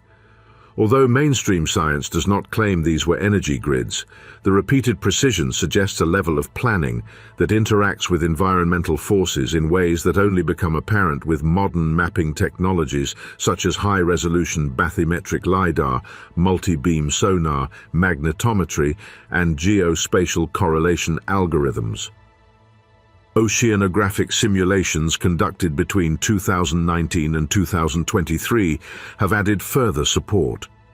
Using fluid dynamics models, electromagnetic solvers, and finite element analysis of stone conductivity, researchers found that certain underwater arrangements produce zones of focused electromagnetic density and improved signal stability. Orthogonal grids reduce turbulence and enhance flow consistency. Circular patterns stabilize low-frequency oscillations. Terrace steps act like waveguides directing energy, and quartz-bearing stones create micro-resonance peaks. Clusters of megaliths form field pockets where EM strength increases. While these effects are not capable of powering machinery, they are detectable and potentially useful for navigation, ritual, resource location, tidal prediction, or signaling, functions that would have been meaningful to ancient coastal communities. The implications of these observations are profound. If submerged cities were systematically positioned to interact with telluric and oceanic energy patterns, then humanity's earliest large-scale energy system was not wires or turbines, but stone, water, and geometry. Each city, terrace, and aligned block may have functioned as a node within a planetary network, a passive but intentional system capturing, redirecting, or amplifying natural forces. This hypothesis is supported by geophysical measurement, marine archaeology, and computer modeling, suggesting that these ancient builders had a remarkable sensitivity to environmental energy. They may have understood in practical terms how stone and water could interact with currents, fields, and resonances to influence their world. If this hypothesis is correct, then what we see today as scattered, submerged settlements were once part of a coherent planetary system, a network spanning oceans and continents, synchronized with the subtle rhythms of the Earth itself. These were not merely homes or ceremonial centers, they were integrated into the planet's natural forces. And as modern scientists continue to map, measure, and simulate, the more we begin to perceive the scope of this network, hinting at a world in which human ingenuity extended far beyond the visible, and where the first energy grid was not a machine, but the planet itself. The resonance of these sites is more than scientific curiosity. It is a window into the ingenuity of early humans. The choice of materials, the alignment of streets, the terracing of platforms, the circular arrangement of megaliths all demonstrate an awareness of forces that remain invisible to the naked eye. In effect, these civilizations were building instruments, tuning their cities to the subtle hum of the planet, harnessing energy in its most fundamental form. And while the oceans have claimed these cities, the principles they employed endure, waiting for modern science to uncover, measure, and perhaps in some small way comprehend.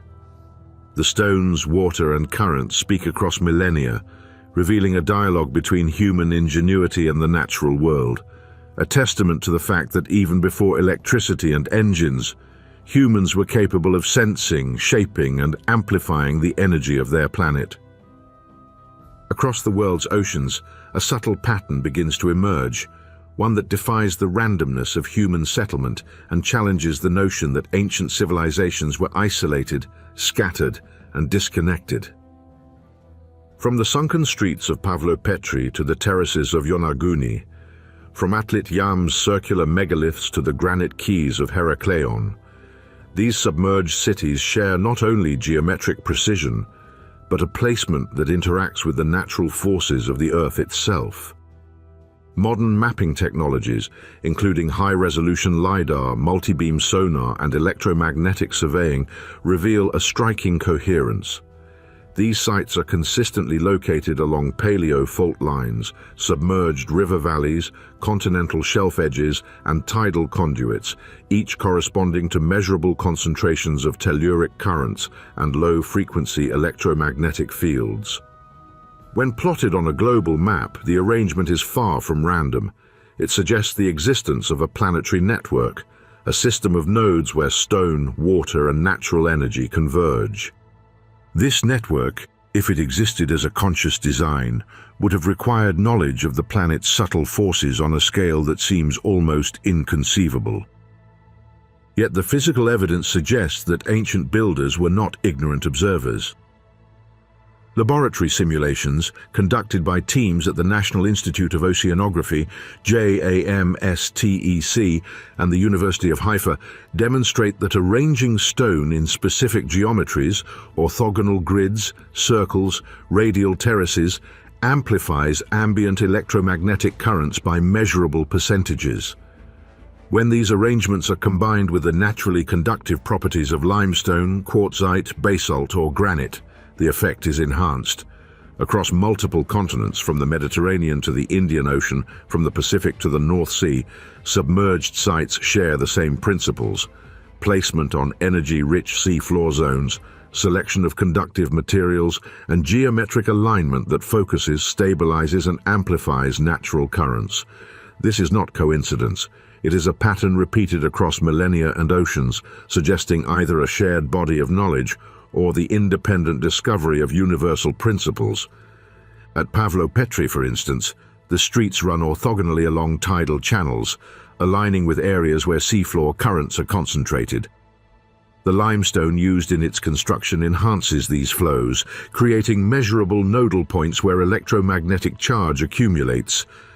Atlit Yam, with its circular megaliths surrounding freshwater upwellings, appears positioned to concentrate energy in the center of the circle, while Yonaguni's terraces capture and guide low-frequency EM oscillations along stepped platforms. Herakleon's granite blocks, rich in quartz, produce piezoelectric currents under tidal stress, subtly interacting with water movement. Each of these sites, when examined in isolation, demonstrates an interaction with environmental energy. But when plotted together, a far more extraordinary picture emerges. A web of interactions that spans the Mediterranean, the Indian Ocean, the Pacific, and beyond. Even in regions less studied, preliminary surveys reveal anomalies consistent with this hypothesis. Submerged structures off the coast of western Cuba, explored by marine geologists in 2001, display hexagonal formations and linear alignments over the seafloor, coinciding with zones of natural electromagnetic amplification. Doggerland, now lost beneath the North Sea, shows evidence of megalithic arrangements along Paleo River channels, preserved in sedimentary layers, suggesting that ancient European populations may also have recognized and utilized natural energy conduits. Mahabalipuram, though partially terrestrial today, sits on tidal flats where quartz feldspar granite interacts with water and the Earth's magnetic field. The recurrence of these characteristics across continents points to a shared principle. Ancient civilizations were positioning structures to harness environmental energies, creating a planetary lattice of energy nodes that could, in effect, function as the earliest known global system. Simulations using modern geophysical tools support the plausibility of this planetary network. Using finite element modeling, fluid dynamics, and electromagnetic solvers, researchers recreated global layouts with representative materials and tidal flows. The results are compelling. Orthogonal grids channel energy predictably. Circular enclosures focus currents into central nodes. Terraced arrangements generate standing wave patterns that propagate energy across adjacent structures. And conductive stones amplify low-frequency oscillations. When these simulations incorporate multiple sites, the energy flows begin to interact, suggesting that the placement of one city may have influenced or complemented another, forming a network that spans vast distances. In some configurations, resonance peaks occur simultaneously at multiple nodes, hinting at a possibility that these sites could have been part of a distributed system, capturing and directing natural forces at a planetary scale. The hypothesis is not purely speculative. Field measurements corroborate simulation data. Ocean bottom magnetometers, fluxgate sensors, and marine resistivity arrays detect persistent electromagnetic anomalies at the locations of these submerged settlements. These anomalies coincide with both geological features, fault lines, sediment compositions, upwellings, and with the architecture of the ruins themselves. For example, in Pavlopetri and Atlit Yam, EM fields are consistently stronger along streets, terraces, and circular arrangements than in surrounding sediment, indicating that the stone arrangements are actively interacting with the environment. Similarly, the Yonaguni terraces show amplified low-frequency oscillations along steps aligned with natural fracture planes. These observations suggest that the effect is not an incidental byproduct of construction, but a consistent, repeatable phenomenon. Even the timing of construction may have played a role. Archaeological data indicates that many submerged cities date to periods immediately preceding major sea level rises at the end of the last ice age. Pavlopetri, approximately 5,000 years old, was occupied when the Mediterranean coastlines were lower, tidal patterns different, and EM currents subtly altered by shallower waters. Atlit Yam, dating to around 8,000 years ago, sits near freshwater springs whose positions shifted with changing sea levels. The builders of these sites may have recognized optimal locations not just for sustenance and defense, but for the harnessing of environmental energy. carefully placing megaliths and terraces where currents, tides, and subaqueous magnetic anomalies would be most effective. The surviving ruins, now submerged, offer us a glimpse of this intentionality preserved in stone. What does this suggest about the broader civilization that created such a planetary network? These were not isolated city-states focused solely on local survival. Their settlements reflect an understanding of environmental forces, a sophisticated awareness of material properties, and the capacity to plan across large spatial scales. Whether this knowledge arose through empirical observation, trial and error, or cultural transmission remains unknown, but the evidence implies a level of sophistication that rivals modern scientific insight.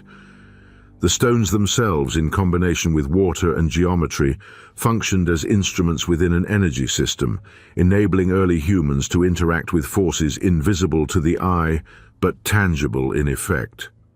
The submerged cities are, in essence, nodes of a global web, each amplifying and directing the subtle currents of the Earth in ways that modern science is only beginning to map. The planetary network theory gains further plausibility when we consider the recurrence of certain geometrical and material patterns across vast distances. Orthogonal street grids, radial temple layouts, circular megalithic enclosures, and terrace-like constructions appear repeatedly in Greece, Egypt, Israel, India, Japan, and even the submerged landscapes of the Caribbean and North Sea. Each site makes use of conductive or piezoelectric stone, often transported from great distances, suggesting deliberate selection based on functional properties rather than convenience. These similarities indicate either a remarkable convergence of independent discoveries or, more tantalizingly, a shared understanding of environmental energy systems on a global scale. Taken together, the data hints at a staggering possibility. The first human energy network was not mechanical, not electrical in the modern sense, but planetary. Stone, water, and natural currents formed the backbone of a system that interacted with the Earth itself. Submerged cities were not simply lost to rising seas. They may have been deliberately positioned along the planet's natural energy lines, creating nodes of power, resonance, and influence. The oceans that claimed them were not passive. They were active conduits, channels that carried and focused energy through the very architecture of human ingenuity. And across continents, this planetary web, once hidden, now revealed through sonar, LiDAR, and electromagnetic surveys, suggests a civilization attuned to forces far greater than themselves, a civilization whose understanding of natural energy was woven into the very stones they left behind. As the viewer contemplates this emerging global pattern, one cannot help but ask, if these sunken sites were intentionally aligned as part of a planetary network, what other knowledge has been lost beneath the waves? Are there further nodes, yet undiscovered, waiting to complete the map of an ancient energy system? And if such a system existed, could it offer insight not only into the capabilities of our ancestors, but into the hidden potentials of the Earth itself? The scattered ruins of Pavlopetri, Yonaguni, Atlit Yam, Heraklion, and Dwarka may be fragments of a global intelligence, an ancient submerged network that challenges everything we thought we knew about prehistoric engineering, planning, and the interaction between humans and planetary forces. The sunken cities of the world are no longer silent witnesses to history. They are whispers of an intelligence that reached beyond the visible, beyond the immediate needs of survival. From Pavlopetri in Greece to Yonaguni in Japan, from Heraklion in Egypt to Atlit Yam off Israel, and stretching to Mahabalipuram, Bimini, Dwarka, and the submerged platforms of the Caribbean, a remarkable pattern emerges. Each settlement, each megalith, each street and terrace appears to be part of a vast interconnected network, an early planetary grid designed to interact with the natural energies of the Earth. The stones themselves, chosen with care for their conductive or piezoelectric properties, were positioned along tidal currents, fault lines, and zones of natural electromagnetic amplification. geometry and material, aligned with the subtle pulses of the planet, suggest a level of sophistication that redefines our understanding of prehistoric engineering. Throughout the last several decades, advances in marine archaeology, geophysics, and electromagnetic surveying have brought this submerged world into focus. LiDAR mapping of continental shelves, multi-beam sonar scans, and high-resolution magnetometry have revealed the striking precision with which these cities were laid out. Streets follow orthogonal grids, circular enclosures surround freshwater springs, terraces and stepped platforms align along fracture planes and tidal channels. Laboratory simulations replicate the interactions of stone, seawater, and magnetic fields, confirming that carefully arranged megaliths can amplify ambient electromagnetic currents by measurable percentages. This is not conjecture. It is measurable physics, observed, simulated, and tested in laboratories from India to Japan to Israel. Ancient builders, working without modern instruments, appear to have had an empirical understanding of these forces, codified in stone and geometry. Consider Planetary, one of the oldest submerged cities in the world. Its streets and courtyards, aligned with local tidal flows, were constructed from limestone chosen for its conductivity in seawater. Atlit Yam's circular megaliths converge around freshwater upwellings, creating natural nodes of energy concentration. Yonaguni's terraces amplify low-frequency electromagnetic oscillations along precisely stepped platforms, while Heracleon's granite quays generate piezoelectric currents under tidal stress. Across continents, a repeated pattern emerges: conductive stones, geometric precision, alignment with natural currents. Modern experiments, such as those conducted by NIO, JAMSTEC, and the University of Haifa, confirm that these arrangements do not merely exist. They function. They channel, amplify, and redirect natural energy in ways that are detectable and replicable.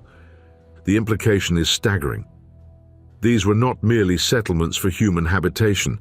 They were instruments, nodes in a planetary-scale system of energy, observation, and interaction with natural forces. And yet, they were never isolated. The recurrence of these principles from the Mediterranean to the Pacific, from the Indian Ocean to the submerged platforms off Cuba, suggests either a shared global understanding or an astonishingly consistent convergence of discovery. A primitive planetary grid connecting civilizations across oceans and millennia may have existed, a system in which stone, water, and geometry coalesce to harness the invisible currents of the planet itself. This network was not electrical in the modern sense, nor powered by engines or dynamos. It was geophysical, empirical, and elegant, relying on the natural forces around these civilizations. Waves, tides, currents, and the magnetic field of the Earth became conduits. Stone became a medium for resonance and amplification. The energy did not illuminate in bulbs or drive machinery, yet it shaped the environment, influenced settlement patterns, and perhaps even guided ritual, navigation, or observation.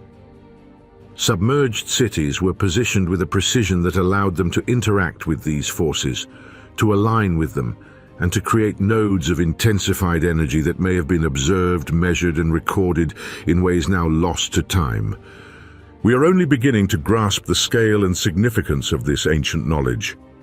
The sunken cities, lost to rising seas and millennia of sediment, reveal that humanity's early understanding of the environment was not limited to tools and shelter. It extended to energy, resonance, and the subtle mechanics of the planet itself. When we map these sites, connect the nodes, and simulate the flow of natural currents through their structures, we glimpse a hidden intelligence, one that perceives the Earth as a system of interacting forces, one that recognizes that water, stone, and geometry can be orchestrated into a network of measurable power. And yet, there is mystery. How did this knowledge spread? How did civilizations separated by thousands of kilometers and millennia arrive at such remarkably similar solutions? Were these networks empirical experiments, trial and error discoveries passed down through generations? Or is there evidence of an earlier forgotten global culture that understood the physics of the planet in ways we are only beginning to reconstruct? The questions remain as deep as the waters themselves, each sunken city offering a tantalizing clue, each stone a silent witness to the ingenuity and curiosity of our ancestors. As we contemplate the remnants of these submerged civilizations, we are faced with a profound realization. Our understanding of human history and of the capacities of ancient societies may be incomplete. What we have long considered isolated settlements may, in fact, have been nodes in a planetary network, systems that interacted with natural forces and with each other across vast distances. The stones, terraces, streets, and temples are not mere relics. They are evidence of a consciousness attuned to the environment, capable of perceiving and harnessing forces invisible yet potent. The oceans which claimed these cities were not merely destructive, they were integral to the system. Currents and tides that today erode and conceal ruins were once active participants, conduits for energy, flowing through grids of stone with a precision that modern simulations now confirm. The planetary network, hidden beneath the waves, is a testament to a civilization that understood the interplay of material, geometry, and environmental forces. A civilization whose knowledge challenges our assumptions about the ingenuity and scientific awareness of early humans. In the end, the sunken cities are more than archaeological curiosities. They are reminders of humanity's enduring fascination with the invisible, the forces that shape our world, and the intelligence required to observe, understand, and interact with them. They reveal that long before the advent of electricity, engines, or modern science, humans were capable of designing structures that engaged with natural energies in subtle, measurable ways.